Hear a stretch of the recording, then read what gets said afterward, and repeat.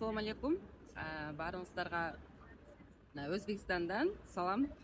Биз азыркы учурда Өзбекстанда эс алып жүрөбүз. Биз 3 күнгө саякатка келгенбиз. Биринчи күнү биз Самаркандда болдук.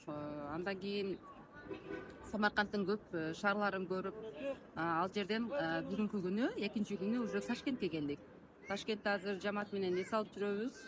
Ушул саякатка себепчи болгон Барбол кондитердик фабрикабыздын жетекчиси Канатбек Акаевга, жетекчилерге баарына терең ыраазычылык билдирем.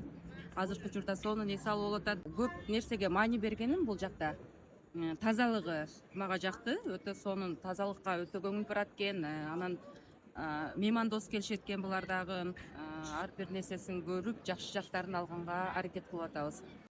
Мен Капарова Улкан, ата мекендик өндүрүш Барбол компаниясында иштегениме абдан ыраазымын. Себеби биздин Барбол компаниябыз себепкер кылып Ташкент шаарына эс алууга келдик. Абдан ыраазымын. Кыскасы сүйүнүүгө чек жок дейм, не дейт?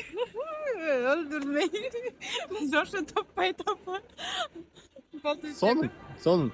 Негизи абжем абдан кубанып атат. Бул кубанычтан уже 10-жолу кайра тартып атабыз.